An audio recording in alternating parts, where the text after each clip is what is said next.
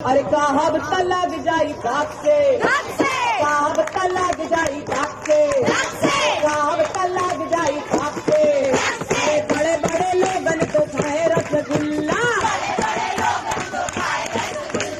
चमचम मलाई अलग से। जब हम बाबा साहब अम्बेडकर के बारे में सोचते हैं, what's the first thing that comes to your mind? The Constitution of India, rights and equality for minorities, specifically the emancipation of Dalits. बाबा साहब की आइडेंटिटी एक सोशल रिफॉर्मर के डेफिनेशन को इंडियन हिस्ट्री एंड पॉलिटिक्स में justify करता है। After all, he inspired the Dalit Buddhist movement and campaigned against social discrimination.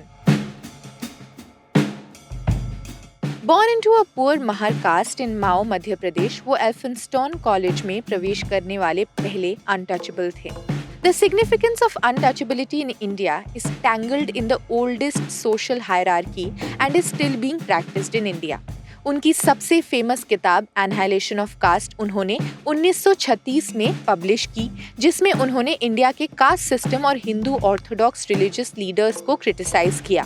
Fun fact, उन्होंने independent labour party का भी फॉर्मेशन इसी दौरान किया। In 1927, he launched the Mahar Satyagraha. Now, what is the significance of this सत्याग्रह?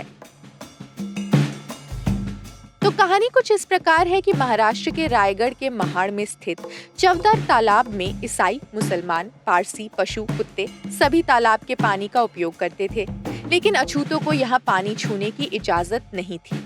1924 में महाराष्ट्र के समाज सुधारक श्री S.K. बोले ने बॉम्बे लेजिस्लेचर में एक बिल पास करवाया, जिसमें सरकार द्वारा संचालित areas, for example court, schools, hospitals, lakes जैसे पब्लिक स्पेसेस में अछूतों को प्रवेश और उनका उपयोग करने का आदेश मिल गया।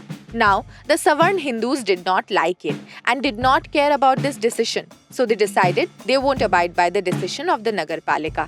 और 1927 में बाबा साहब ने दलितों को सार्वजनिक चवदार तालाब से पानी पीने और इस्तेमाल करने का अधिकार दिलाने के लिए ये सत्याग्रह किया।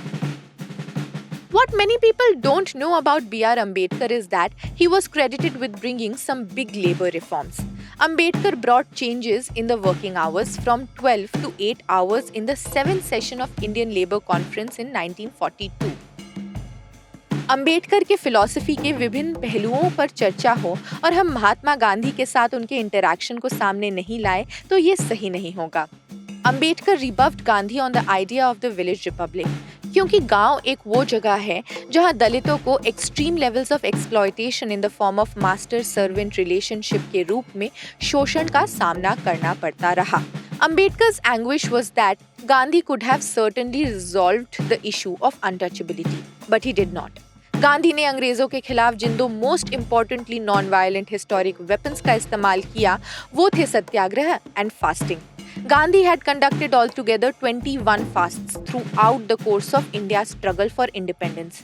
But Ambedkar retorted that in these 21 fasts, there is not one undertaken for the removal of untouchability. Now, what's the relevance of Ambedkar in today's times? Today, Indian politics is laced with caste, race, religion, polarization and mudsludging. और अंबेडकर निश्चित रूप से भारतीय राजनीतिक विचार के renaissance man के रूप में रेलेवेंट रहेंगे, जिन्होंने निडर होकर दलितों के लिए आवाज उठाई थी और केवल लिबर्टी, इक्वालिटी एंड डिग्निटी के लिए समाज के निचले तबके से उठकर सोशल जस्टिस को पूरी तरह से रिक्लेम करने की पहल की।